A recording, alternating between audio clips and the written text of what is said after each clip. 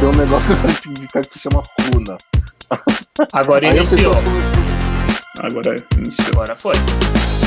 Deixa eu ver. Agora sim. Agora foi, né, filho? Demorou. A gente já vai começar agora, Evandro?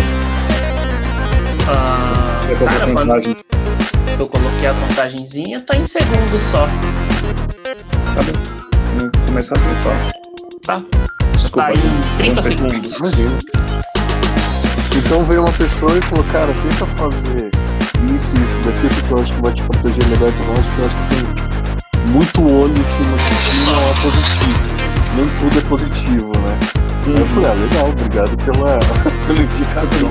Meio assustado, mas faz nada parte. acontece. Com certeza. Acho que quando você chega em alguma coisa. Tipo assim, eu tenho contato com várias pessoas com cargos com clientes, tá ligado? Tipo, mano, se você chega pra trocar ideia com o cara, tipo, ele tá muito exposto, tá ligado? Eu não curto muito trazer muito se o cara não se sente confortável, entendeu? Mas Eu não mais a tenho. vida. Eu conheço é mais legal. pessoas. Eu conheço pessoas que realmente ficam 100% no casulo delas, porque, enfim, demorou pra caramba pra chegar onde estão. Não querem dar. Estamos online. Estamos ao vivo? Estamos na internet de novo. Na internet, ligamos a internet de escada. Bom, Hoje tá louco. aqui estamos com ele, Evandro. Júlio Moraes, cara. Galera, QAP. acho que só antes da gente começar, o Júlio teve um probleminha técnico, então não vai ter o vídeo dele, mas vai ter a voz, vai ter a presença dele aqui. E diferente das eleições dos Estados Unidos, o podcast não vai parar, tá bom? As coisas vão continuar e a gente... Então, cara, diferente de Trump, a gente não vai... O Júlio não falou pra gente parar, ele falou pra gente seguir. Bom... Vamos chamar Biden Arizona? Biden Arizona, mostra lá, Evandro. Caralho. Aqui estamos ao vivo, então. É assim que acontece, galera. Programa ao vivo é assim, as coisas acontecem e a gente segue o baile. Bom, acho que antes de começar qualquer coisa, Júlio, muito obrigado por ter aceitado o convite. Acho que você é uma das pessoas que a gente sempre quis convidar para trazer aqui no A mais B e deu certo dessa vez.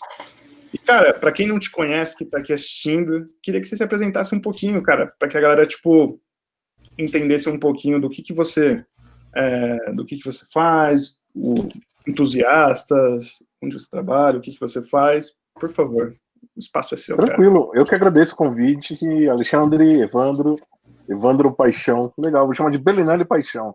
Pô, obrigado muito. Obrigado pelo convite. Para quem não me conhece, eu sou o Júlio Moraes, tudo bem? Eu tenho mais ou menos 17, 18 anos de exaustão em mercado de comunicação. A gente chegou aí quando nem existia a América Online no Brasil, como não existe hoje, mas também o UOL estava bem no comecinho ali. A gente começou quando ainda o papo era: e aí, a gente vende banner ou tenta fazer uma ação legal no Orkut? Então, a Barba Branca acaba virando uma realidade logo mais em breve. Mas eu trabalho com comunicação digital, marketing, já fiz um pouco de jornalismo, eu estudei marketing pela Mackenzie, eu estudei jornalismo na Embi Morumbi, eu fiz marketing digital na FGV, atualmente também estudando um pouquinho mais, porque eu sempre continuo estudando pela UCLA, e eu gerencio alguns grupos digitais também na internet, né? Porque grupos físicos, pelo amor de Deus, ansiedade social, como entusiastas do social media, um dos maiores grupos que foi fundado pelo querido Ian Black, e também entusiastas de propaganda política, que a gente debate ali desde 2012, os lançamentos políticos do que viria a ser o digital, fazendo nossa primeira cobertura em 2014, e hoje já com um background interessante de como a política desenvolveu no digital e como a gente aprendeu aí durante esses 6 anos, 6, 7, 8 anos mais ou menos. É isso. Eu sou moreno, tenho um olho castanho. Qual é o seu cabelo? Qual é o seu hobby? Cara, a gente quer saber disso. Cara, brincadeira. Na verdade, o que a gente queria trazer aqui, né, cara? Na verdade, acho que o primeiro ponto que a gente queria debater com você, assim, é a educação, né, cara? Acho que a gente está passando por um momento agora um pouco delicado, acho que eu tô vendo... Ó, Cris. E aí, Cris, tudo bem? O pessoal no chat, mandem perguntas pro Júlio, mandem perguntas pra gente, que a gente tá aqui para responder. Mandem beijos, mandem flores, mandem... Send nudes. E na questão, Júlio, eu queria entender um pouquinho mais, cara. Tipo, quando você criou esses grupos, eram mais com um intuito mesmo de educação, não era? Ou era, tipo, mais com um intuito de informativo, mais voltado para estudo, ou é educação especificamente, para educar as pessoas, ou você acha que isso é impossível a gente fazer na internet? Então, um pouquinho de background antes de chegar do porquê eu faço a moderação do Entusiastas e eu criei alguns grupos de estudo mesmo. Porque, assim, desde o meu começo, eu sempre fiz uma aplicação minha de estudar tudo ao meu redor, que estava relacionado à comunicação humana e a como eles respondiam a tudo que acontecia ao redor. Politicamente falando, culturalmente falando, enfim, tudo que você recebia de impacto de rádio, TV, a política, comentário de pai e mãe, do tradicionalismo que você ouvia de histórias antigas, eu sempre me interessei e acabei me desenvolvendo por aí. Tanto que quando eu comecei a faculdade, eu não sabia necessariamente o que eu queria fazer, porque marketing por marketing significaria vender um produto que talvez a pessoa não quer, não precisa, ou não tem vontade, mas ela acredita que aquele era o melhor produto para ela naquele momento, porque assim eu disse, assim eu criei esse mundo completo e seguro, e assim ela compra. Esses foram os guias que vêm das pessoas antes de nós aí e das agências que a gente chama de pedigree, de grife, que ainda existe em São Paulo, né? Então, quando eu comecei a ver o digital nascer, crescer, a gente trabalhou ali um pouco com o portal, eu entendi como era portal. Poucas pessoas se lembram, mas como eu comento às vezes, a primeira rede social mesmo do Brasil provavelmente deve ter sido Amigos Virtuais do UOL, que você colocava a sua carinha, você colocava o seu perfil. Era um data mining sem ser um data mining, porque não ia para lugar nenhum, mas era um perfil para você se mostrar ali e falar: oi, tudo bem, eu sou o Júlio, se conecta comigo e a gente combina um chat ali no bate-papo UOL no reservado. Então, eu vi o Orkut evoluir, nascer, eu acompanhei o MySpace fazer lançamento de alguns artistas, e eu percebi que a rede social em si, até uma certa época, a gente tinha a crença de que toda rede social tinha o seu pico e morria, até vinha o Twitter, até vinha essa geração 2 que é Twitter, Facebook e tantas outras. Eu percebi que o foco seria muito mais engajar a galera de modo global via digital, e eu entendi as preocupações e as dificuldades que teríamos dentro disso. O Ian, que foi uma das pessoas, o Ian Black, que tem a agência em New Vegas, agora faz parte de um grupo maior, ele percebeu isso e criou Entusiastas da Propaganda Política justamente para tentar ajudar a galera a entender essas mudanças, porque não seria só você montar um perfil de Facebook, um perfil de Twitter, ou um perfil no Orkut para você fazer uma divulgação de modo simples. Tem estratégia, tem planejamento, tem resultado, e com o tempo acabou vindo os anúncios, acabou vindo os influenciadores, acabou aparecendo o datamine, acabou aparecendo uma série de coisas que virou essa coisa gigante hoje, que é muito mais importante do que, às vezes, até um comercial de televisão, dependendo do que você está fazendo. Então, eu sempre acabei colaborando ali, a gente sempre acabou falando coisas que acabou se tornando realidade, como, por exemplo, olha, o Facebook está capturando informações, isso vai virar uma coisa grande, e isso vai virar uma coisa importante, vai virar um novo ouro. Virou. Olha, tem que tomar cuidado, porque senão vai sucatear um pouco o mercado. Se vocês começarem a vender, por exemplo, pacotes de X por X, não é assim que seria o ideal trabalhar. O ideal trabalhar é você olhar para o cliente, ver a necessidade e entregar o que ele quer. É nível Brasil? É nível Brasil. Ou seja, respeita a cultura do lugar. Não é porque eu falo que você tem que fazer uma estratégia, um planejamento, que você vai falar, puta, cara, metido pra caramba, ele quer que eu faça XYZ. Não. Se você está falando com uma pizzaria que é pequena, do seu bairro, e o cara fala, poxa, como é que eu faço para entrar no WhatsApp porque o iFood me cobra muito caro?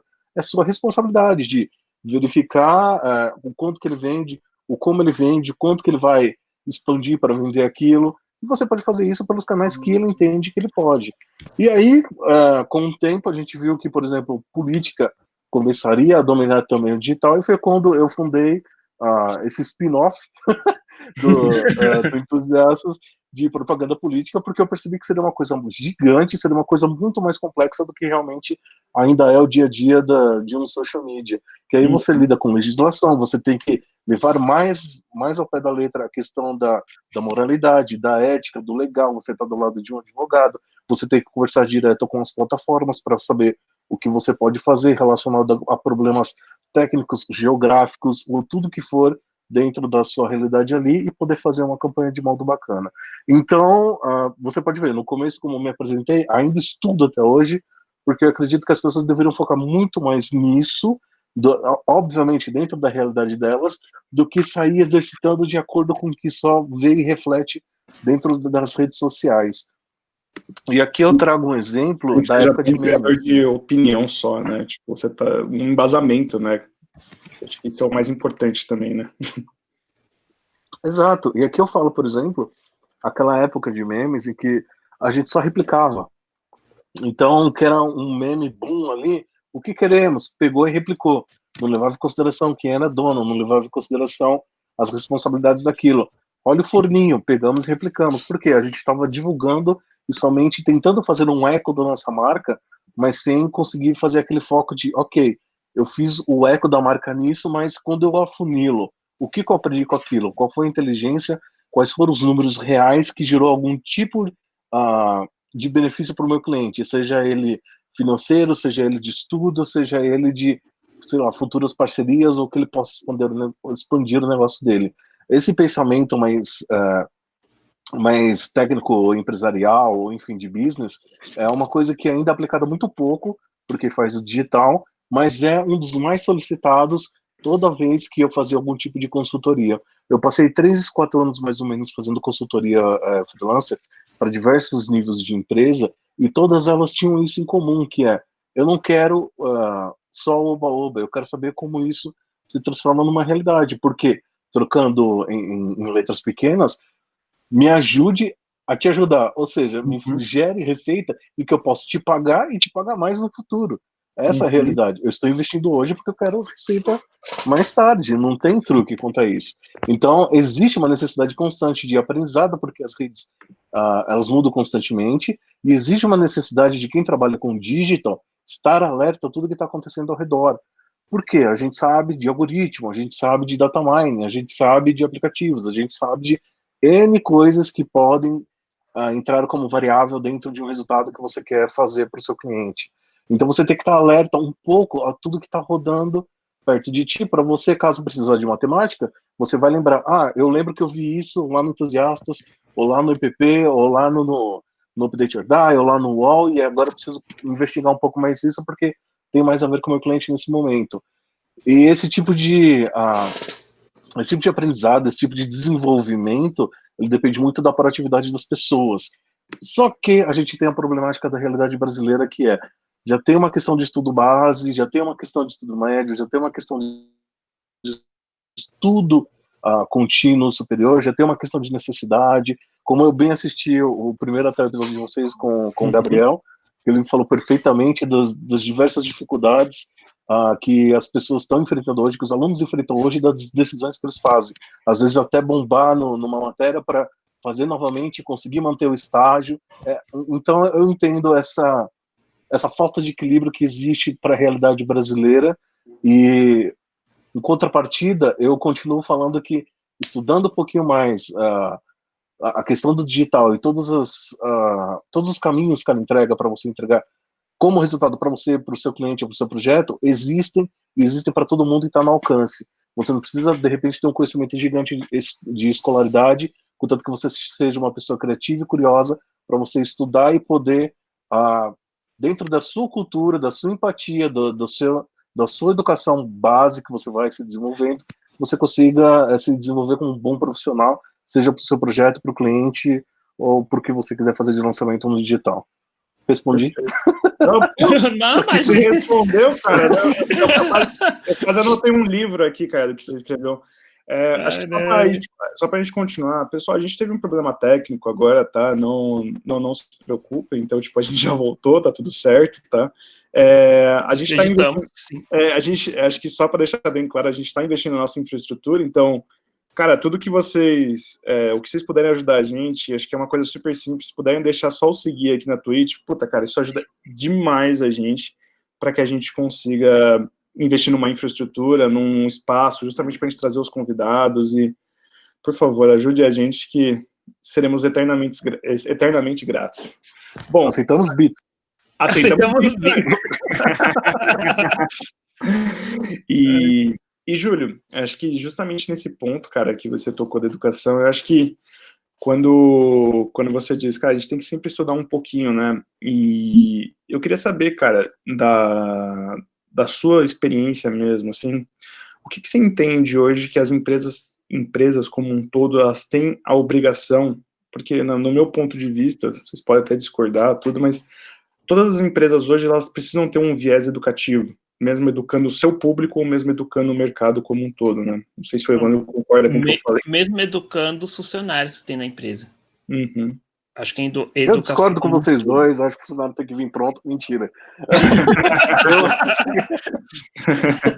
Eu acho que, aliás, é uma das coisas que eu sempre preguei, desde quando eu entrei no Entusiastas, depois virei moderador e tudo mais, é falar para o pessoal, fique alerta ao seu redor, e eu acredito que a empresa deva investir não só na educação e no desenvolvimento, mas também na cultura das pessoas.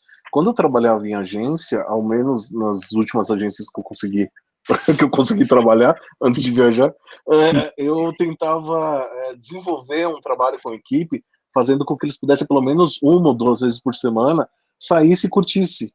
Literalmente, saia e curta. Só que seja relacionado ao que a gente está trabalhando. Eu trabalhei numa empresa, por exemplo, que cuidávamos de artistas musicais e, ao mesmo tempo, a minha equipe era responsável por um portal, um dos primeiros portais de vendas de seguros online.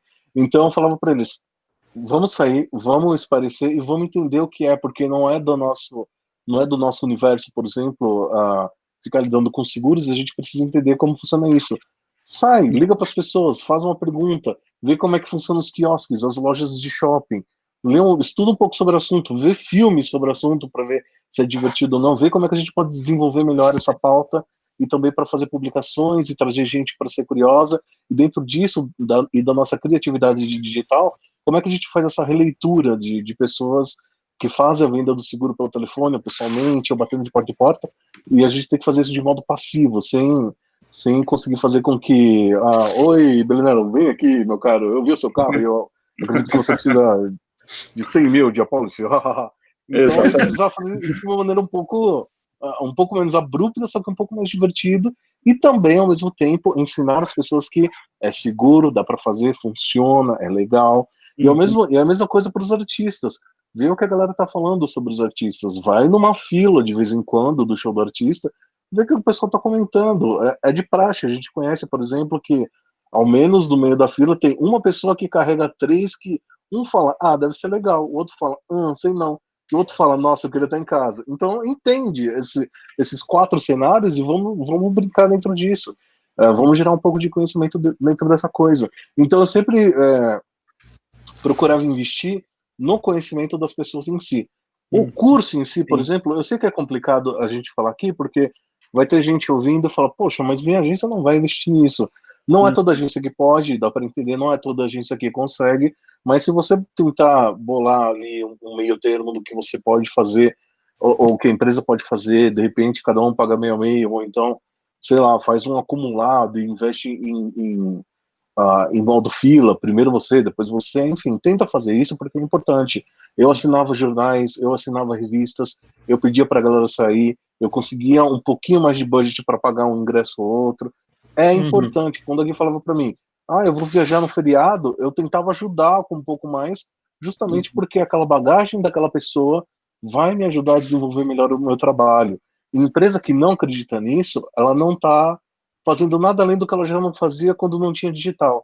Ela está sendo míope, ela não está olhando para fora, ela não tem aquela pessoa que pode ser o captador ali, o satélite, para trazer toda aquela informação para dentro da empresa e falar, olha, é isso que está acontecendo lá fora, e esse potencialmente são as próximas tendências. Vamos cair por esse caminho. Por isso que eu consegui atingir bastante coisa dentro do meu histórico, porque conseguíamos antecipar coisas que são tão óbvias quando a gente saía para estudar ou então saía para curtir, que a pessoa falava depois de 2, 3 meses, nossa, mas como vocês sabiam disso? Aí eu falo, eu só fui ouvir o que está acontecendo. Mais nada, eu fui estudar e eu fui ouvir, é isso.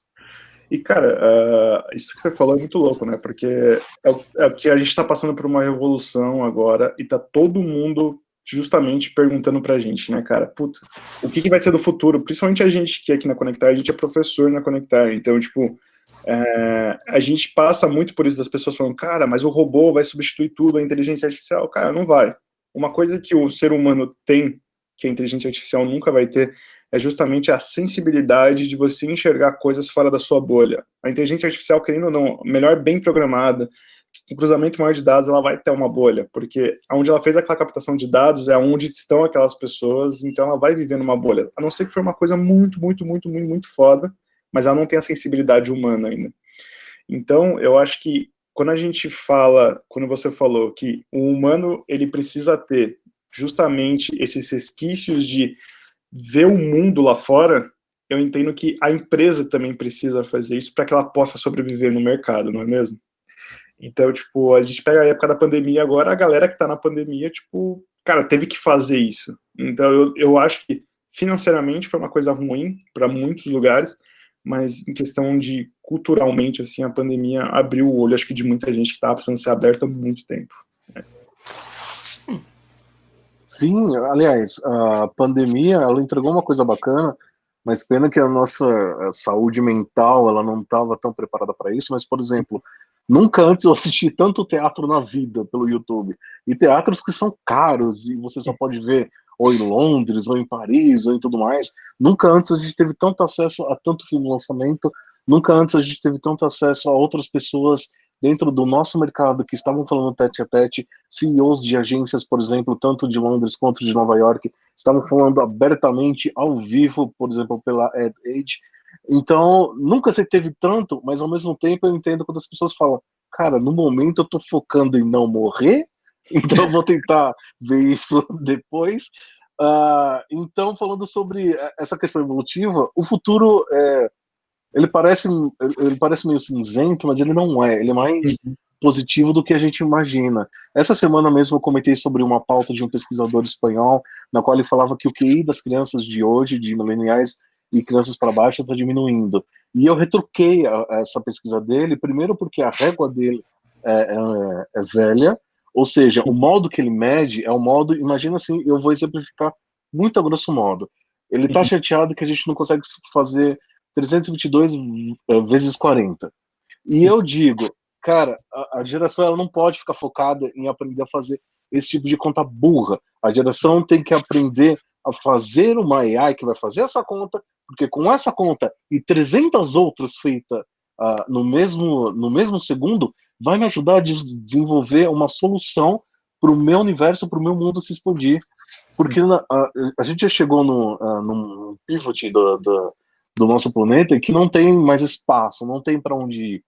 Essa é a realidade. Não é à toa que a gente já está pensando em ir para fora, em mineração, por exemplo, de asteroide e tudo mais. A gente precisa de AI para continuar desenvolvendo a própria consciência de como a gente faz a produção das nossas coisas e menos nós vamos produzir essas coisas muito braçais. O que o ser humano tem é a sensibilidade, é a curiosidade, é a criatividade para falar, daqui, por exemplo, 5.000 anos, acho que a gente consegue criar uma ponte daqui até Marte, um trem-bala. Quem sabe? Então, o que a gente está batalhando hoje no nosso conhecimento é, caramba, a AI vai acabar com a minha vida, vai acabar com o meu trabalho. Não, o que a AI vai trazer é o próximo passo do que a gente está imaginando que é trabalho. Por exemplo, a jornada de trabalho que a gente tem hoje como determinado, ela foi completamente baseada no sistema de época de guerras, em que, por exemplo, a mulher ficava em casa, o homem saía para o trabalho, precisava gerar uma produção ali, e cada um tinha o seu pequeno sisteminha para fazer tudo funcionar, e a gente acabou ainda trazendo isso para os dias de hoje. É 2020 e a gente tem, por exemplo, o Evandro e o Alexandre que precisam chegar em casa, limpar a casa, tomar banho, fazer comida, ir para o trabalho, tentar sair com os amigos, tentar curtir, cuidar da saúde mental, escovar os dentes, espero. Então, é meio complicado. A gente precisa cobrando. Ainda tem a sociedade ainda falando, cara, e ainda estudar. Isso, não, você não faz nada. Exatamente. Então, o modelo que a gente vive hoje, só terminando o pensamento rápido, o modelo que a gente vive hoje, ele não está certo. Ele não está certo para a gente fazer essa transição para o próximo, que vai permitir com que a gente enxergue melhor para que vai servir AIs e aplicações dela. A gente tem que parar com essa coisa de eu preciso meter a mão ali para pegar o meu carvão, sabe? Não, cara, deixa o robô fazer aquilo e você pense como transformar o carvão em alguma coisa positiva ou em alguma coisa que a gente pode usar para o futuro. Olha que legal. Porque assim a gente pode continuar crescendo e não morrendo pela quantidade de pessoas no mundo. Mas isso entra num argumento, tipo, muito louco que eu vi um cara discutindo uma vez, onde ele dizia que na teoria da evolução, o ser humano ele não evolui mais exatamente por conta da tecnologia, sabe? Tipo, a gente foi se adaptando, então meio que o corpo humano não se adapta mais a doenças e a coisas do tipo, porque a gente tem tecnologia suficiente para gerar remédio e não anticorpos e coisas do tipo. Eu já penso que a tecnologia é exatamente essa parte da evolução do ser humano, cara. Tipo, sendo natural mesmo. Sim, é um debate, assim, novos filósofos estão escondidos em algum lugar para ajudar a gente a desenvolver melhor as nossas pautas e teorias nesse sentido. Eu concordo com ele em algum certo ponto, a gente não precisa e a gente não deve se desvincular daquela raiz que é nossos antepassados saíram andando por tudo quanto é lugar e onde parou e é aquilo. Mas, ao mesmo tempo, já existem estudos que falam que chegamos na nossa limitação. E isso assusta, porque conforme estamos em nossa limitação, a nossa limitação de consciência e de evolução, ela está sendo também bloqueada justamente pela política lá fora, justamente pelos preconceitos, justamente pelos pré-conceitos de tudo que a gente faz ali fora. Ou seja, a gente atingiu o nosso patamar máximo do que a gente pode fazer de bacana no mundo, só que justamente esse fator humano que a gente trouxe da raiz está impedindo que a gente faça uma evolução muito mais rápida e possa entender até onde aí vai nos ajudar e até onde a gente tem que fazer por nossa conta. Por exemplo, já tem estudos falando que mulheres CEOs diminuem dezenas de coisas, dezenas de problemas e elas conseguem verificar melhor detalhes para coisas importantes. Ou seja, deveriam estar focadas em tipo de empresa que vai fazer aquela empresa evoluir muito mais rápido junto com todos dentro, mas existe o problema de, é mulher, então é um problema, né? Então, essas pequenas coisas que acabam se acumulando estão atrapalhando a gente entender que chegamos no nosso limite, a gente não está utilizando essa capacidade de limite, a gente já está reclamando que a gente precisa de uma AI, só que a gente não está resolvendo o nosso problema no dia a dia, culturalmente e socialmente falando. Que se a gente for pensar direito, a gente está tão limitado que a gente não pode nem mais... Aliás, acho que isso é uma coisa que vem acontecendo há muito tempo. A gente não pode andar livremente, tipo, no mundo que a gente habita. A gente não pode ir num país livremente. A gente tem que ter uma carta, tem que ter alguma coisa que permite a gente andar nisso. Acho que a gente já começa a limitação daí. A gente não consegue explorar o mundo onde a gente habita de maneira livre. A gente é impedido de fazer qualquer coisa. Eu acho que até emendando isso que você falou, é muito louco, né, cara? Porque eu acho que com a pandemia, e acho que até antes da pandemia, acho que depois da pandemia, teve pessoas que abriram os olhos, falaram assim, cara, a gente está vivendo na mão de políticos que estão simplesmente fazendo marionete com a gente, eles falam pra gente ir, eles fazem movimento de massa, eles fazem isso, fazem aquilo, eles espalham a comunicação, a fake news. E, por favor, eu não estou referindo exatamente a uma pessoa, mas estou falando no contexto geral como um todo. O que eu queria até falar é assim, cara, a gente está começando a perceber, e eu não sei se o mundo, com esse conflito como um todo, hoje a gente está falando das eleições dos Estados Unidos, está rolando agora, o Júlio está super ansioso aqui, eu também estou super ansioso para saber quem que vai ganhar isso, cara, mas... Chama o Biden, paixão! Chama o Biden no Arizona, paixão! Vai lá, paixão! Biden no Arizona! Não, cara, e o que eu acho mais louco é, tipo assim, cara, a gente tá torcendo pra uma coisa que pode acontecer, tipo, porque um político simplesmente, tipo, não tem a capacidade de trocar uma ideia com o povo, cara, tipo... E será que completamente bizarro. E será que o político, mesmo o Biden, mesmo que seja qualquer outro, cara, mesmo que assuma outro Brasil, será que a política antiga vai continuar ou a gente está falando de uma política moderna? O que será que é a política moderna? O que é a política do futuro, se assim podemos dizer, né? Então, essa coisa de política é muito curiosa, porque nunca antes ficou tão claro o nível de manipulação das coisas, ou então o nível de caminho que a gente já sabe que vai seguir. Por exemplo, hoje a gente só está torcendo por uma pessoa, não porque ela necessariamente é melhor e vai transformar água em vinho, todo mundo vai ficar bêbado até acabar a pandemia. Não, a gente está trocando uma pessoa por outra que estava usando pessoas que têm gêneros diferentes, que não são heteronormativas, que não são homens caucasianos héteros, como bala de munição para conseguir o que ele quer. Então, o que a gente está tentando defender é o espaço para as pessoas poderem andar livre, poderem se desenvolver, exatamente como o Evandro falou agora. Não é porque o Biden vai melhorar a nossa vida. Não vai, não é diferente. Igual eu estava comentando com uma colega ali no Facebook sobre a questão, por exemplo, das jaulas que existem com as crianças e tudo mais.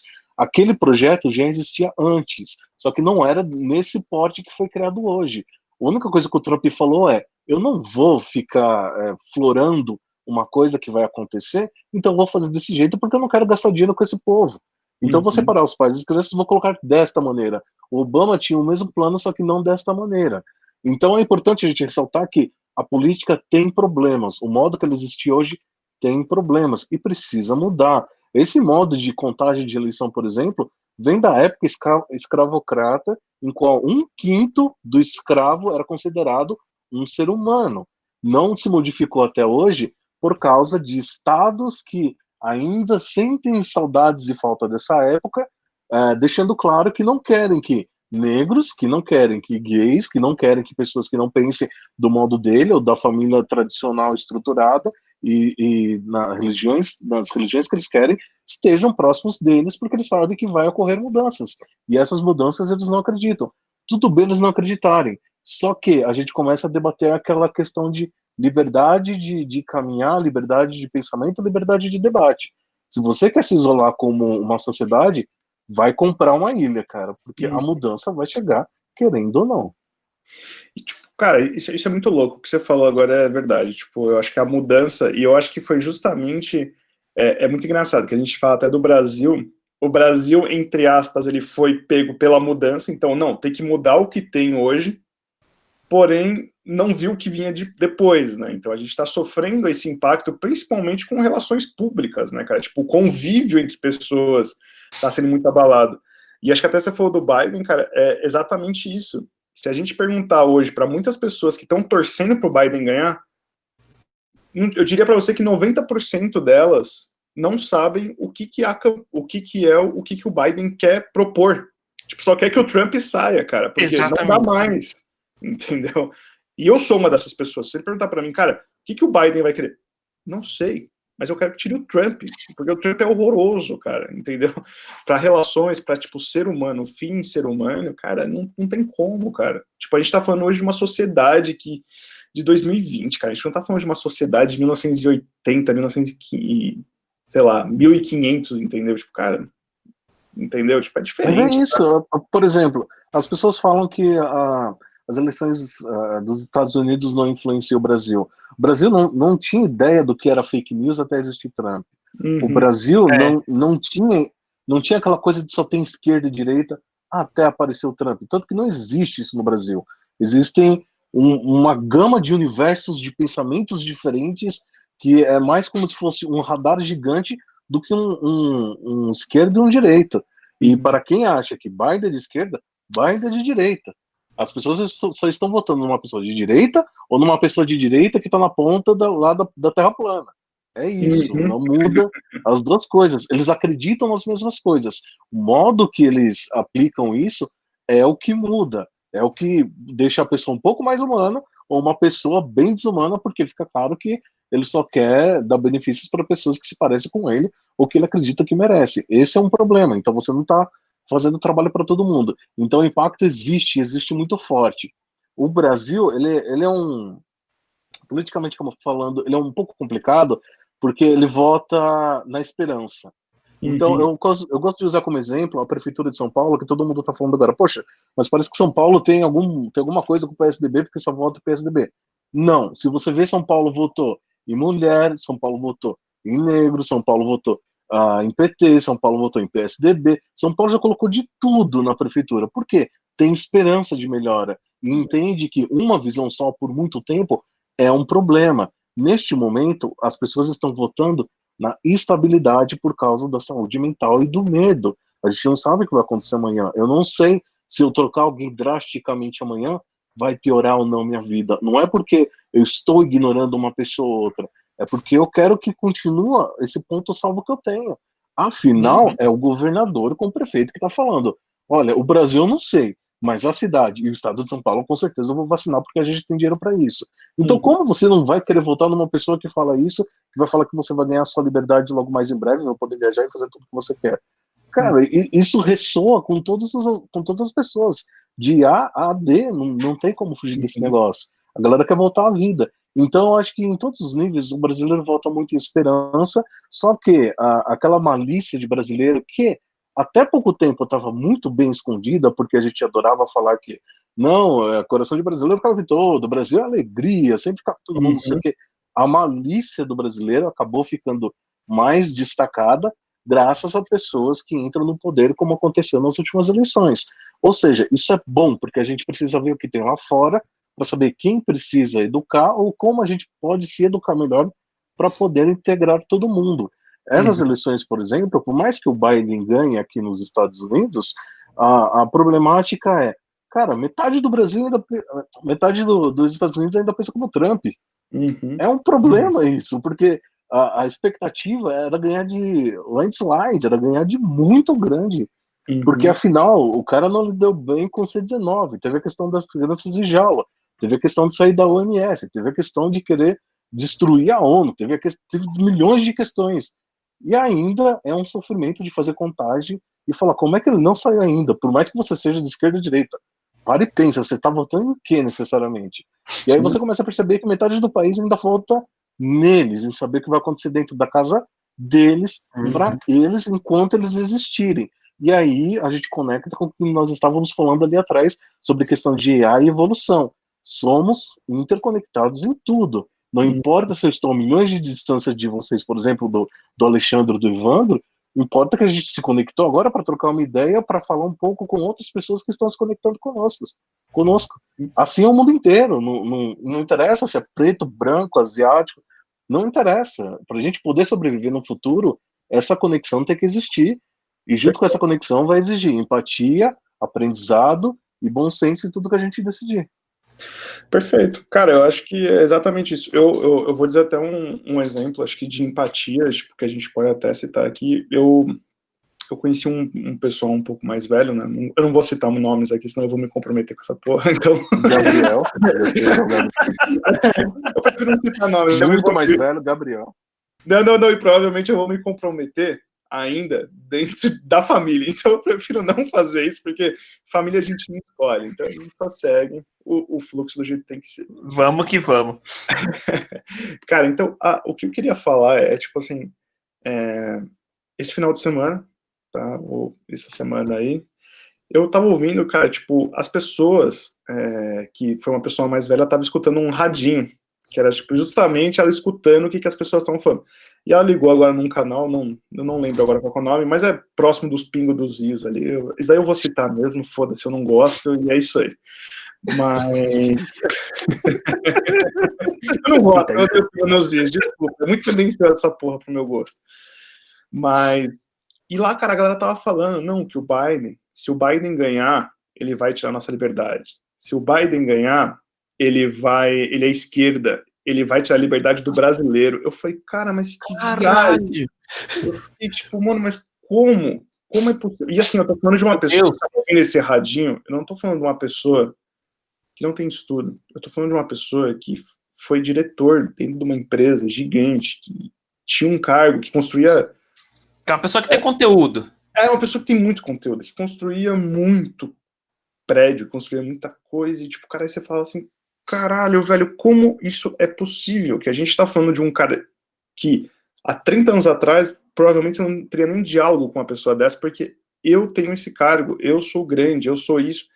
E hoje, cara, como que você tá ouvindo uma parada dessa? Tipo, e não é que é fake news, isso é acusação, isso é uma coisa séria. A gente tá falando, tipo, você vai acabar com a liberdade do brasileiro sendo uma eleição nos Estados Unidos, cara. Tipo, peraí, sabe? É isso mesmo, o Biden vai roubar o cachorro caramelo. Se eu fosse vocês, fechava tudo, criava O muro. cachorro caramelo vai ser trocado por um Golden Retriever. Mas você sabe, que eu tenho uma teoria que esse tipo de informação, ele é gerado porque não se consegue conversar num espectro maior da problemática. Existe sim os interesses tanto dos Estados Unidos quanto de Europa, quanto de tudo que estiver relacionado abaixo da linha do Equador, especialmente na América do Sul e na África, assim como foi historicamente.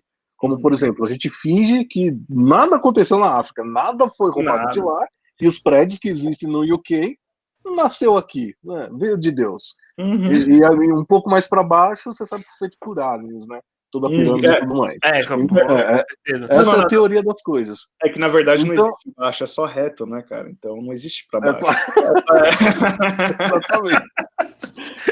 Então, assim, para se explicar como acontecem esses interesses, você precisa explicar uma série de outros layers e sublayers. Por exemplo, a América do Sul ela não é independente, ela nunca foi, e eu não sei se vai ser, para ser completamente honesto, por causa dos recursos naturais. Então, assim, sempre vão olhar para o Brasil. Já estão olhando hoje para o Brasil com cara feia, falando como é que um país daquele consegue fazer vacina em 2020, eu, UK, Paris, Espanha, não consigo produzir aqui. Então, o Brasil tem coisas tão grandes, tem coisas tão importantes, que não é levado em consideração. Aliás, o próprio Neil deGrasse Tyson, que está lançando o livro, fez uma carta falando exatamente sobre isso, falando como o brasileiro não enaltece as próprias descobertas científicas e como perde muitas mentes brilhantes, justamente porque está muito preocupado de modo irreal sobre o que está acontecendo no outro país. Não, o Biden não vai fazer você passar fome, o Biden não vai fazer. Aliás, se você olhar o dólar, graças ao Biden, tá perdendo mais para o Biden e o Senado dos Estados Unidos tá bem equalizado, o dólar caiu pela segunda vez seguida. Quer dizer, no mínimo, o que o Biden vai tentar fazer inicialmente para todos vocês é abaixar o preço do arroz. Você vai falar, Júlio, você tá maluco. Eu vou falar, não, começa a ligar os pontos. Entenda o que vai acontecer, porque Biden não vai se conectar com o seu presidente. Seu presidente, ele já é altamente conectado aos Estados Unidos, que já está completamente irritado com a Europa, já está completamente irritada com o Brasil. Ou seja, Estados Unidos e Europa irritados com o Brasil vai começar a perder benefícios, e desses benefícios vai ter que começar a tratar melhor o seu povo e tratar melhor os seus recursos. Vai melhorar um pouco a vida temporariamente. E é nesse gap de melhora em que a população como um todo tem a oportunidade de crescer, melhorar e aprender um pouco mais. Porque eu costumo falar que a política é como se fosse um vaso todo rachado. E é pelas rachaduras que a gente consegue evoluir e ver a verdade. Porque o que existe já está tão enraizado, o problema é tão profundo que a gente só consegue tentar dando aquelas porradas de Kill Bill, sabe? Para sair do fundo da terra. Você não tem espaço, mas você tá dando porrada lá. Tá. Uma hora eu saio ou eu vou morrer sufocado, porque eu não tenho caminho para ir. E essas pessoas que acabam acreditando em qualquer coisa, elas já morreram, entre aspas, sufocadas. Por quê? Entender esse nível de complexidade do mundo hoje político, de como realmente os Estados Unidos utilizam o Brasil, é muito mais difícil do que eu simplesmente ouvir que vai vir roubar o meu cachorro caramelo. Porque eu gosto do meu cachorro caramelo. Não, cara, foi perfeito. Eu acho que foi até que o Evandro falou, né, cara? Tipo, a liberdade, quando a gente é tirada da liberdade, tipo, de simplesmente sair na rua e, tipo, do jeito que a gente quer, da maneira que a gente quer, porque tem medo de um julgamento, sei lá, cara, eu acho o ápice você sair na rua porque simplesmente você tem uma opção sexual diferente do que de qualquer outra pessoa e a pessoa vem com uma lâmpada na sua cabeça e quebra por nada. Exatamente. Cara, exatamente. As pessoas falam, por exemplo, nossa, mas você tá aí, tá tudo confortável, é tudo lindo, tudo maravilhoso. Aí eu posso falar abertamente, eu não posso andar em qualquer estado. Alguns desses estados, por exemplo, que está sendo ainda feita a contagem de votos, existem cidades em que já tem aviso em livros e também a galera fala online, se você for negro, se você for gay, se você for de X lugar, não para. Garanta que você tenha gasolina para passar direto por essa cidade, porque eu não sei o que pode acontecer com você. Cara, isso é Estados Unidos. Eu não tô falando do Middle East, eu não tô falando de algum lugar da China. Isso é E nem Estados de um Unidos, filme. acontece. Uhum. Exatamente, eu não tô falando de filme. O que acontece é, os Estados Unidos é fantástico em marketing, por isso que ele é case, porque ele se vende muito bem, só que ainda é o país que mais se morre de gripe, ainda é um país que não trata ninguém de graça se você tiver algum tipo de doença, e é o país que ainda tem uma área rural em que se assusta se você for imigrante, se você for um pouco estranho, e vai te tratar como um alien, vai pegar os forks e o fogo e vai tacar na sua cara. Porque eles são medrosos e eles querem defender o que eles têm ali. Perfeito. Cara, eu acho que é justamente isso. Tipo, a gente tá. Eu acho que o brasileiro como um todo, ele de vez em olhar pro próprio umbigo, né? A gente tá olhando pro mundo inteiro e tá esquecendo, cara. Tipo, cara, o Brasil é um dos poucos países, acho que existem 3 ou 4 países no mundo. Posso estar. Eu não sou cientista, tá, pessoal? Quem tiver, por favor, coloca nos comentários.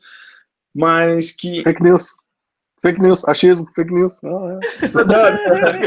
Não, mas eu vi uma matéria esses dias que, tipo, óbvio, não sei se foi minha mãe, não foi minha tia que passou no Zap, não, minha mãe só passa informação boa, beijo, mãe.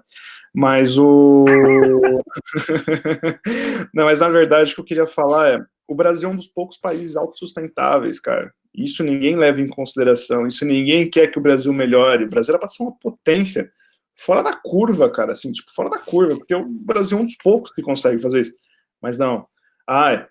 O que eu fiquei mais puto atualmente, acho que eu quero até saber até com você, Júlio, em questão de tecnologia, que a gente for de inteligência artificial.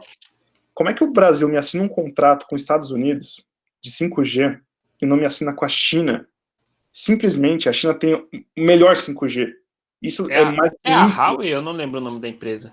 Hum, Tá com o 5G na eu China. não... Então, eu acho que é a Huawei que aí, tipo, os Estados Unidos quis bloquear porque falou que tava pegando informação dos Estados Unidos. Tipo, cara... Foi, tipo, e exatamente, aí soltou, tipo, fake news pra tentar boicotar uma parada que todo mundo sabe que é a melhor possível. Uhum. E aí, cara, exatamente. e a gente entra nesse limbo, sabe? Tipo, é um presidente que eu tenho certeza que o Bolsonaro ele pede pro filho dele não, né? Mas o assessor dele instalar o WhatsApp pra ele, ele quer tomar decisão de 5G, cara. Tipo, é um bagulho que você fala, mano. Puta, qual que é? Mano, sabe? Tipo, é uma parada muito louca, assim, cara. Aí a gente começa a ver essas decisões políticas e, tipo, isso afeta muito na educação do público, na educação do povo, cara. Se você tem um 5G decente, se você tem um 5G que, tipo, a gente vai ter mais pra frente, que eu queria que fosse com a China, mas infelizmente já assinamos o contrato, cara, eu acho que a gente poderia claramente trazer uma educação muito mais saudável pro nosso povo, sabe? Tipo, cara, e você vê que é tudo acordo comercial, cara, isso é... Acho que só tem um problema. Essa educação ela não vai vir da gente, tá ligado? É a Não, pessoa que vai ter que correr atrás, porque a nossa educação ainda é aquela engessada de que a gente falou de tantos podcasts atrás. exatamente. É exato isso. E, aliás, vocês tocaram num ponto importante, que as pessoas que acreditam que o Brasil realmente está acima de tudo e tudo mais, e as pessoas são bem nacionalistas, elas esquecem que quando a gente está estudando ali no básico e tudo mais, não é colocado na nossa cabeça, por exemplo, exaltar tudo que o Brasil tem de bom e de melhor, que a gente aprende são mitos, contos, lendas, a gente aprende que a Amazônia só tem índio e mato, e que qualquer coisa depois do Distrito Federal é Nordeste, é uma grande praia do Nordeste. E dentro disso, o que é colocado na nossa cabeça é aquela ideia de que o mundo melhor só está ou nos Estados Unidos ou na Europa. Eu não sei se vocês percebem, mas quando você está, por exemplo, nos Estados Unidos ou na Europa estudando, você não vai aprender espanhol, você não vai aprender português. Você vai aprender francês ou você vai aprender alguma outra língua bizarra, mas do norte. Ou então o mandarim, que é o que estão pedindo hoje em dia. O meu ponto é, quando a gente está na escola, o espanhol, o castelhano, ele não é exaltado como uma segunda língua, porque nunca é pedido para nós para falar, vocês querem ter uma experiência internacional? Buenos Aires está ali. É literalmente 1h30, dependendo de onde você mora. Às vezes você pode estar pedalada indo pelo Paraguai, se você quiser. A gente nunca é incentivado, por exemplo, a trabalhar em conjunto do nosso bloco de estrutura de planeta. A galera tá aqui do lado, a galera tá ali na Argentina, no Chile, na Bolívia, independente do sistema político que eles são. eu não sei se vocês já perceberam, mas nunca é falado nada dali.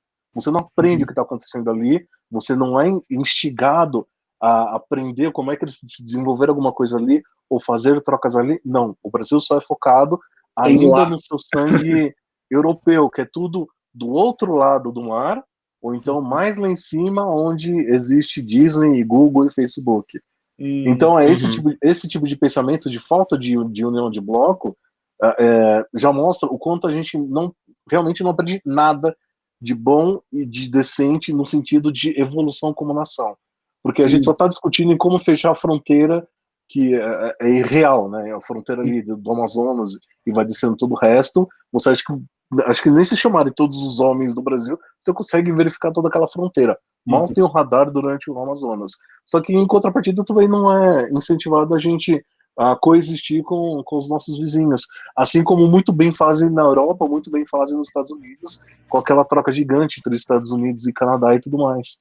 Então, é uma das pequenas coisas ali que eu falo, não é colocado na nossa cabeça para exaltar o nosso país, é colocado na nossa cabeça que o nosso país é um tipo de produtor que vende coisas para aqueles que já existem antes de nós, e assim nós devemos seguir, e assim, se você não concordar, eu vou criar algum brilho na sua frente, como, por exemplo, você pode ter acesso a comprar uma coisa aqui, uma coisa ali, um console de videogame, você pode ter um Netflix e tudo mais, para você continuar mais calmo. Mas o que existe hoje ainda é uma nação, a muito grosso modo, é uma nação que produz para fora. E assim a gente está aprendendo por causa dos preços que a gente vê no mercado hoje. A produção vai muito bem, obrigado. Ela ainda está até crescendo, só que a produção não tem o Brasil como foco inicialmente.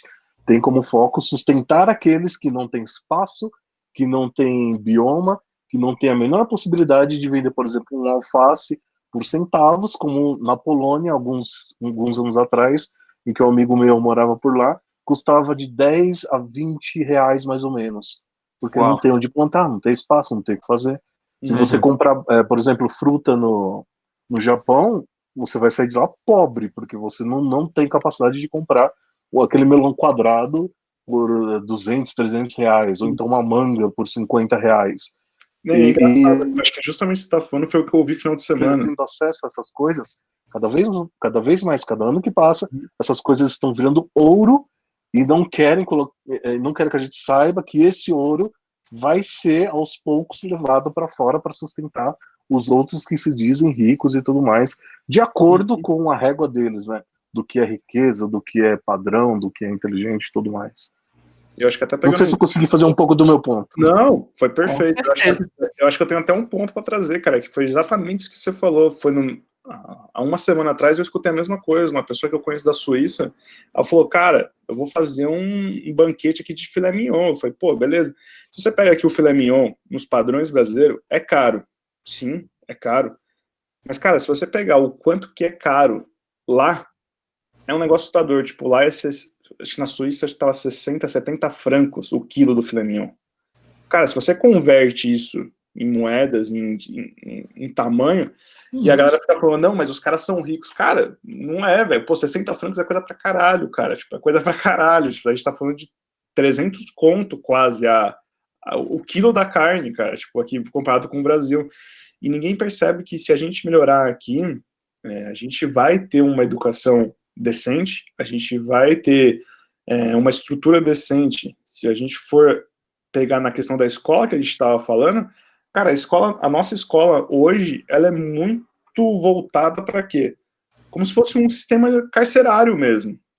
Todo mundo aprender a ser um subordinado, né, cara? Exatamente o aprendizado das escolas. Você ainda viver em 1500 quando a gente foi invadido pelos portugueses, tá ligado? O Brasil é isso hoje ainda. Total. Não, e aí, se você vê, tipo, o sistema carcerário e a escola é bem isso. Você tem uniforme, você tem hora, você tem uma pessoa que tá ali na frente te ensinando, entre aspas, depende do professor, depende da escola, mas o que eu quero mais chegar é no sentido assim, tipo, só que a escola não tá te ensinando, porque você não tem só a inteligência de decorar. Eu digo por mim, eu tenho déficit de atenção. Cara, como é que você chega numa criança com déficit de atenção e fala para ela, você tem que ficar dentro de uma sala, e você não pode pegar no celular, você não pode fazer isso, você não pode fazer aquilo, e sendo que a criança tem outras virtudes para explorar, cara. Então, é sempre assim, a gente fala que os Estados Unidos é uma referência. Cara, eu acho o estudo dos Estados Unidos legal porque você proporciona que o cara pode ser um atleta, que ele pode explorar outras inteligências. Mas aqui no Brasil, nós que somos comunicadores, aonde que a gente aprendeu a ser comunicador na escola? Entendeu? Eu acho que esse é o ponto mais forte, assim, cara. Quem que ensinou a gente a ser comunicador? Entendeu? Da onde? Foi uma aula de português? Foi uma aula de matemática? Não, porque ali a gente tinha que decorar. No máximo foi um professor, tipo, em papo off, tá ligado? Uhum, exatamente. Porque ele tava mais frustrado do que todos os alunos na aula.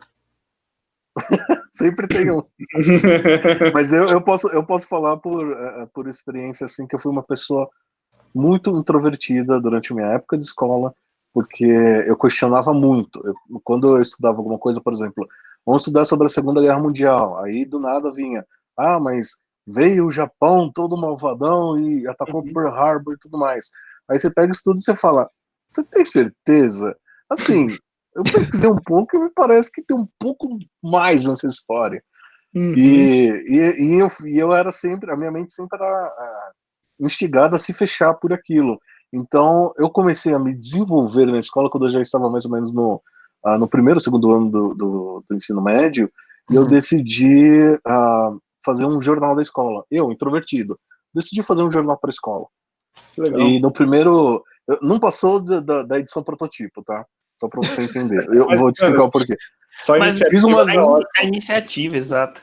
Juntei um editorial, e não é escola particular, nada do tipo, não. Era uma escola normal, que a gente vai em escola. Escola pública, tudo bem. Então eu fiz o editorial e tudo mais, e eu juntei uma galera. Instintivamente, eu juntei uma galera variada. Eu peguei uma galera que tinha um background diferente do meu. Peguei uma menina, peguei um menino negro, peguei um menino que a galera considerava que era diferente. Mas eu não sei se o menino era gay ou não, não interessava. Mas eu peguei um menino que tinha uma visão diferente do mundo, do que existia no padrão dentro da escola. A gente fez uma revista muito bonita, muito bacana, e a menina que eu chamei para fazer, ela fez uma matéria sobre menstruação, como conversar sobre menstruação e tudo mais. Não preciso falar que foi altamente censurado. Fomos todos chamados na diretoria e falar por que de acho que vocês estão tentando ensinar para todo mundo, inclusive para os meninos, o que é menstruação. Eu falei, peraí, o seu marido não sabe o que você acontece, sabe, né? Assim, tomamos grito por 40 minutos e foi devidamente arquivada. Então, considera como se estivesse no Vaticano, aquilo ali, e fosse o maior pecado do mundo. Então, a partir dali, foi quando eu percebi que o sistema não estava sendo feito para eu desenvolver. O sistema foi feito para eu ser usado para benefício de alguma coisa maior que eu não sei se eu quero ou se eu aceito. Então, eu comecei a questionar mais, comecei a bater mais cabeça com os professores. Quem não gostou, lamento. Quem gostou, acabou mantendo contato comigo por muitos anos, até hoje. Só que assim, acaba seguindo a vida. E dali eu tive que aprender a seguir dentro de um caminho patamar da educação, do bom senso e de como eu deveria debater certas coisas, levando em consideração que aquela pessoa acreditava ou não. Então, ali eu já acreditava, como é que eu não vou aprender sobre uma coisa da mulher e respeitar, e você quer ficar me ensinando que eu só tenho que tirar sarro e falar que eu tenho que ficar quieto, e é por isso que a mulher se irrita como se fosse um bicho do mato uma vez por mês. Tipo, que coisa insana o jeito que você está ensinando para as pessoas. Não é isso, não é assim. É um processo, tem um histórico, e existe por causa disso, disso, disso. Era só isso que a gente estava tentando ensinar.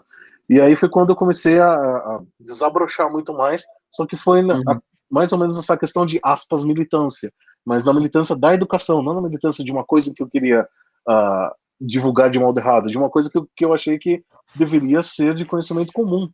Eu não sabia que os casais simplesmente não se conversavam, que existia uma estruturação ali em que, não, eu sou mulher, não vou ver futebol, não, eu sou homem, não vou assistir novela, você tá maluco.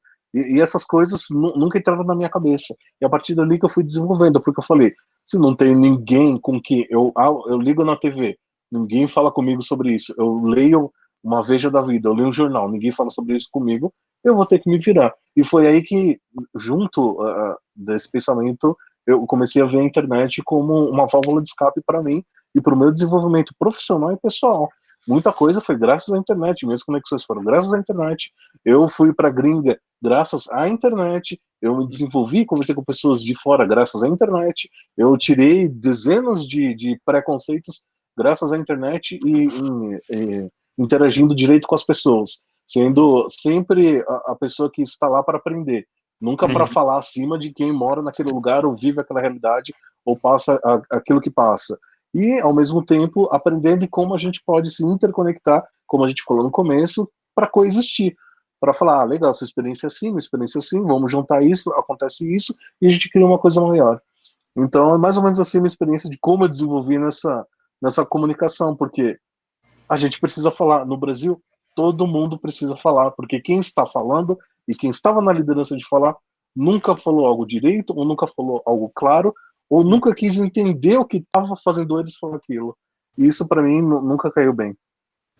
Perfeito, cara. Sensacional. Acho que Obrigado pelas palmas. Obrigado, chat. Obrigado. Aceitamos bits. Aproveitando que a gente está falando do chat, galera, se vocês tiverem alguma pergunta, manda, que a gente já está finalizando o nosso podcast. Então, manda qualquer pergunta, o que você quer que a gente fale, algum tema rapidinho, justamente para a gente trocar, ou se tem alguma pergunta. O Bernardinho, ele fala aqui que ele descobriu que esses dias a jabuticaba era a fruta mais rara do mundo, sendo que a gente nunca deu a devida importância para ela. É verdade? Bernardinho, com certeza você viu no TikTok, né? Tem um americano no TikTok que está no Brasil e ele mostrou para todo mundo, não sei se é americano, se é australiano, enfim, perdão, eu não pesquisei, mas eu vi ele mostrando para o mundo inteiro que é o único lugar raro que acontece tudo mais e tá aí, e tá no nosso dia a dia, e a gente viaja pensando que quando chegar lá na Europa, eu falo, me dá uma jabuticaba aí, tô com uma vontade, cara. Mal se acha um arroz com feijão. Me dá uma curtinha. Aquela mina que você falou do filé mignon, fala pra ela fazer uma salada de fruta, que é muito mais rica. Exatamente. mas acho que, Júlio, justamente isso aí que você falou, cara, é muito louco, velho, porque quando você sai pra fora do país, você começa a ver, tipo, você fala assim, cara, beleza, eu fui esses tempos pra Argentina, cheguei lá, o cara falou, mano, churrasco. Pô, legal, cara. Pensei, vou escolher uma picanha, vou escolher uma maminha, igual aqui no Brasil, né? Foi pro cara, mano, rico. Bife. Eu falei, que porra de bife, velho? Não, bife. Eu falei, que bife, mano? Eu quero uma picanha. Não, é bife. Então comi a porra do bife, fazer o quê? Era uma merda, cara. Mas é isso, tipo, a variedade que a gente tem aqui, cara, acho que até por conta disso, acho que o brasileiro tem muito a se desenvolver e não quer dizer que é a vontade do brasileiro. O brasileiro quer, cara. O brasileiro tem capacidade como qualquer outro ser humano tem, entendeu? E quer. A conversa, ela tá muito deturpada, sabe? Porque, assim, eu quero que o Brasil sinta orgulho de ser Brasil. E isso tem muito a ver com pautas de pessoas que estão gritando por aí na TV e na rua, só que não tá desenvolvendo. Você tem que ter orgulho de você ter uma terra que você planta uma coisa e nasce uma coisa. Cara, isso é raro. Pode não parecer, mas isso é raro. Não vão falar na TV, não vou falar isso para você, porque senão você vai saber que você é o rico da história. E isso é um problema para quem está no ponto do poder hoje. Então, por exemplo, grande parte do problema que a gente tem hoje da questão dos frangos e bifes e tudo mais, como o Ale falou hoje, nossa, falou agora há pouco, louco. É porque os países que se dizem desenvolvidos não têm como gerar essa equalização lógica com a própria terra deles. Por isso que você vai pagar muito menos um hambúrguer nos Estados Unidos do que no arroz e feijão e um bife. Porque o hambúrguer é mais fácil de fazer. Porque o frango em pote é muito mais fácil de fazer. E esses bichos já acabam sofrendo demasiadamente na mão dessas pessoas, porque é assim que precisa ser feito para alimentar todo mundo. Por exemplo, se você vê que em Las Vegas tem um buffet em que eles enchem de camarão de 2 em 2 horas, e são quilos e quilos de camarão, você vai falar, ou você está tirando isso de outro planeta, ou tem algum problema muito sério com o fato de você fazer isso, cara. Porque a gente está falando de 2, 5, 10 quilos de camarão a cada 2 horas. Tá bom que o mar é grande, mas isso é insano. Esse tipo de consumo é muito insano. Então, esses países, eles não têm de onde tirar recursos básicos de existência. Então, o que eles fizeram? entregaram pra gente coisas que a gente acredita que é um tipo de evolução, que é um tipo de cultura, que é um tipo de entretenimento. É uma certa troca que acontece hoje em dia, mas eventualmente teremos que ter uma conversa honesta e falar, olha, eu tenho possibilidades, você precisa começar a se virar aí, porque o planeta começa a explodir com muito, muito mais pessoas. Eu agradeço pelo Funko, adoro Nintendo, gosto de Xbox, mas eu prefiro manter minha comida e também o meu dia a dia aqui, em que eu posso estar um pouco mais em paz com a Terra ao meu redor e não explorar ela até não ter mais nada para ninguém daqui 3 gerações, sabe? Perfeito. Cara, acho que assim encerramos, né? Pô, maravilhoso, cara, esse encerramento, parece que foi até combinado. Júlio... E essa foi a parte 1, gente, amanhã... Não, desculpa. Não, você não tem a menor dúvida que você vai voltar para cá. Você não tem Vamos ficar dúvida. Aqui até alguém chamar o Biden. Chama o Biden, pelo amor de Deus. A gente podia fazer uma comemoração aqui, né, cara? Aproveitar, esperar até as eleições acabar pra gente soltar fogos aqui, comemorar. Mas, querido, eu gostaria muito de agradecer a sua participação. Eu queria deixar esse espaço até para você, cara, caso você queira divulgar suas redes, caso você queira divulgar algum projeto que você esteja fazendo, alguma coisa, fica à vontade. Caso não tenha nada para divulgar, é isso aí, mas o espaço é seu, cara. Ale, Evandro, obrigado pelo convite. Perdão não poder abrir a cam hoje, pessoal, mas prometo que numa próxima oportunidade eu vou fazer isso para vocês me verem todo bonito, reluzente e gritando igual maluco, que eu fiz agora há pouco. Parabéns pelo projeto. Espero que venha mais pessoas muito mais legais do que eu aqui. E quem quiser me seguir é Júlio Moraes no LinkedIn, no Facebook, no Twitter. E o único projeto que eu tenho para divulgar é esse pequeno aqui que a empresa está precisando de ajuda, precisa desenvolver. Então vai lá, assina. É um stream novo. Prometo que tem coisas legais lá. Ajudei, cara. Fui um dos top 4 lá, ajudar a selecionar a produção. É legal, prometo. Com certeza vai apoiar, mas se você quiser na próxima vez você vier com o cupom Júlio Moraes, cara, eu tenho certeza. Olha, mundial, cara. É um diferencial. E prometo também a galera que quiser bater um papo, procura lá entusiastas do social media ou entusiastas da propaganda política. Estou lá batendo papo todo dia com vocês, porque é pandemia e o tio Júlio não sai, porque eu me considero de risco de ficar puto se eu for na rua e ver gente e eu vou ficar irritado, sabe? Eu vou gritar com alguém. Mas vai lá que eu troco também um pouco com vocês e numa próxima oportunidade pode me mandando também perguntas sobre a minha carreira, como é que eu cheguei até aqui e tudo mais, que eu mando para vocês. Mas a conversa aqui foi fantástica. Obrigado mesmo, meninas. Que isso, obrigado a você. Ale? Cara, meu Alexandre Bellinello, em todas as redes sociais, Instagram, LinkedIn, Facebook, tudo que vocês quiserem a gente está lá. Também segue a nossa página A mais B no Instagram. E Evandro, o senhor. Cara, Evandro Paixão, em tudo que vocês imaginarem de rede, OnlyFans, eu tô lá também. Opa, eu já tenho, tá? É mó legal, cara. É bom, é bom. Onde vocês quiserem procurar Evandro Paixão, a gente tá lá. Não se esqueçam, o grupo que o Júlio falou, ele é no Facebook, então podem procurar pelo o Entusiasta por lá, que ele tá lá, é um grupo muito bom, a gente adora. E eu acho que é isso, Alexandre. Você tem mais alguma... Tenho. Se inscreve aqui que você ajuda demais a gente, pessoal. Demais mesmo. Aceitamos bits? Aceitamos bits. Bits, mas nesse comecinho a gente precisa só de... Só curte, porque tá bom. Júlio, muito obrigado por colar com nós. Muito obrigado. Imagina, pessoal. Eu que agradeço, um beijo a todos. Tchau, tchau.